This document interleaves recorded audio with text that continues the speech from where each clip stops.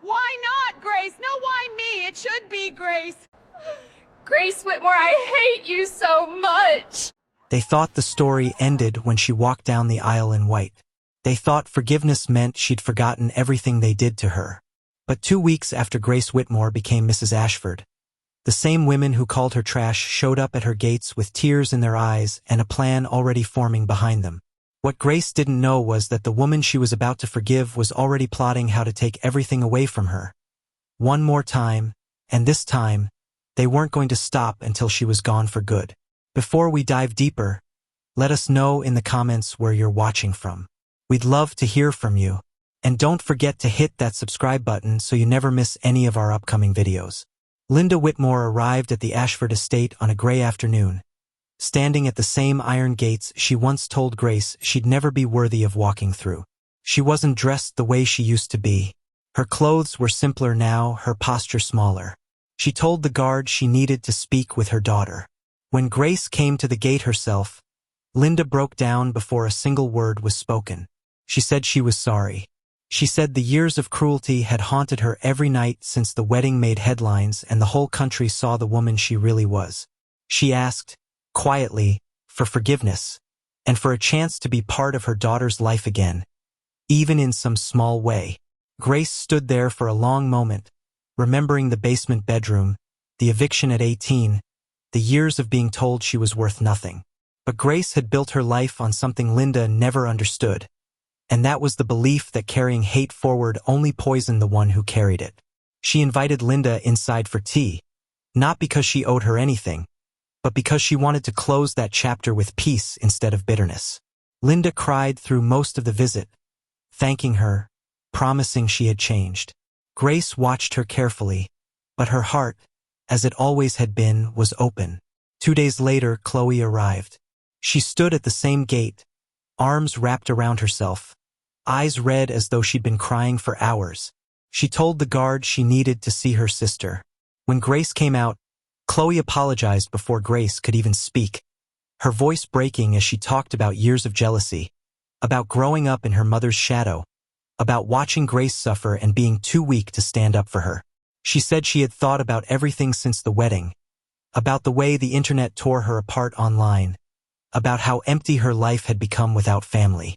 She said she wanted to change, and she wanted her sister back. What Grace didn't know was that Chloe had rehearsed those exact words in front of a mirror the night before, coached by Linda, who reminded her that tears always worked better than logic when it came to guilt. Linda had made it clear to her daughter that the goal wasn't reconciliation. It was access. Get inside the house. Get close to the money. Get close enough to find a way to push Grace out and take her place in a world Chloe felt she deserved far more than a former housekeeper ever could. Chloe agreed, not because she believed it was right, but because she had never known how to want anything without also wanting to take it from someone else. Grace, being the woman she had always been, forgave her without hesitation. She gave Chloe a respected position at the Ashford Grand, working in guest relations, with a salary far higher than anything Chloe had earned on her own. She opened the mansion doors to her, telling her she could visit any day, any time, without asking permission first.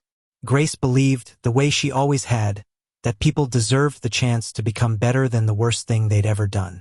It was the same Grace, in every sense of the word, that had once made a billionaire fall in love with a housekeeper in a stairwell nobody used. Nathaniel Ashford was not as convinced. He had built an empire by trusting instinct over sentiment, and something about the timing of Chloe's transformation didn't sit right with him. He said nothing to Grace, not wanting to dim the joy she felt at having her family back in even a small way.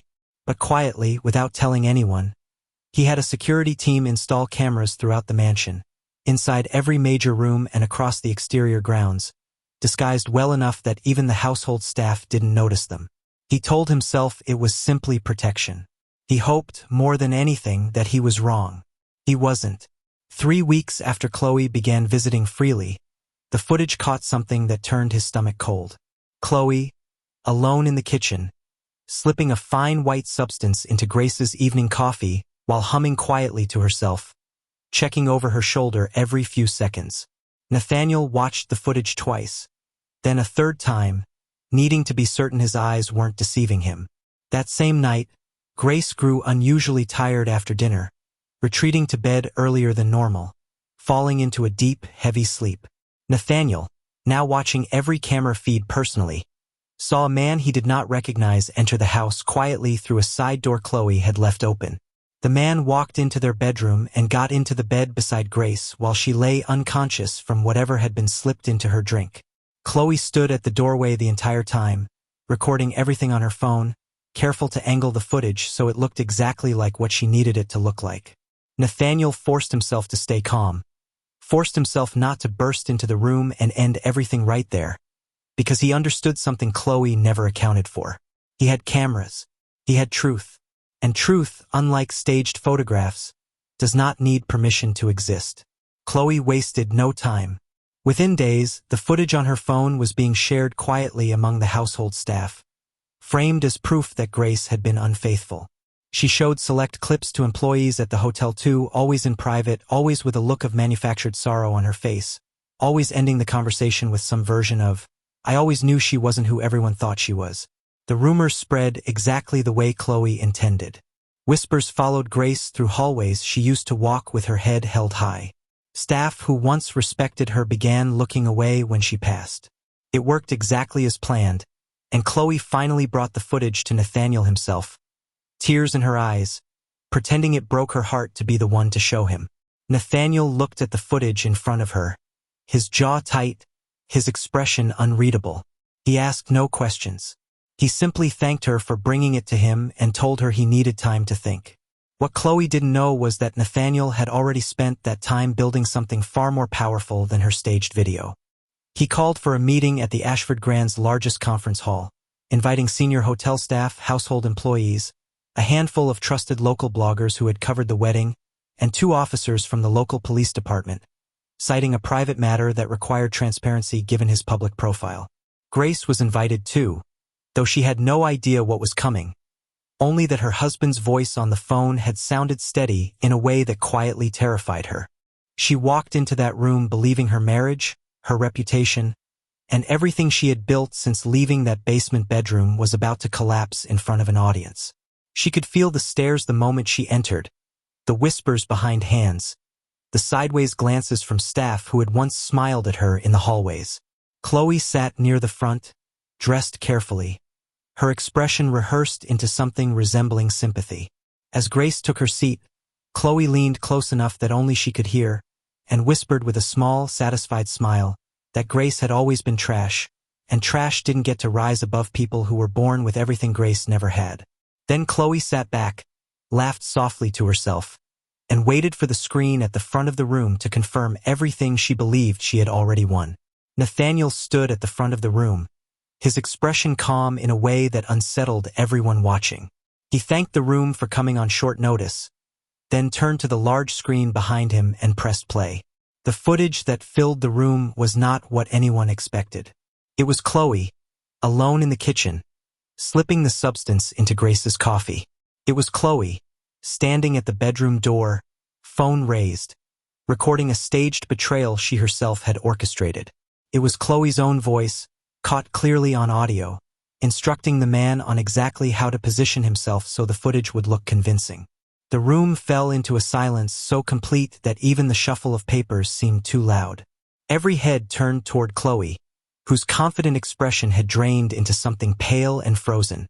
She opened her mouth as if to explain, but nothing came out. Nathaniel didn't raise his voice. He simply looked at the 2 officers standing near the back of the room and said 2 words. "Arrest her." The officers moved forward immediately, and the room erupted into hushed disbelief as Chloe was escorted out, her protests growing louder and more desperate with every step, though no one in that room was listening anymore. Nathaniel turned to his wife, who sat frozen, tears streaming down her face, disbelief and relief crashing into her all at once. He walked to her, pulled her into his arms in front of everyone, and told the room, in a voice steady with pride, that the woman beside him had endured more cruelty in her life than anyone in that room could imagine, and had met every bit of it with a kindness most people could never manage. He said she deserved better than whispers and suspicion, and from that day forward, Anyone who doubted her integrity would answer to him directly. The room broke into applause, and Grace, through tears, finally allowed herself to feel what she had been too afraid to feel all week: safe.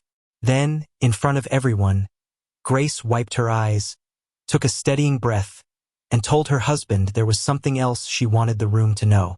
She was pregnant. The room gasped, then erupted into applause again, louder this time, as Nathaniel's stunned expression melted into pure joy. He lifted her gently into his arms right there on the small stage, careful and reverent, and the room watched a billionaire who once mopped floors in disguise hold his wife like she was the only thing in the world worth holding on to. Miles away, in a house that had grown quieter with every year since the wedding, Linda Whitmore sat alone watching the news break online, her daughter's arrest spreading across headlines within hours.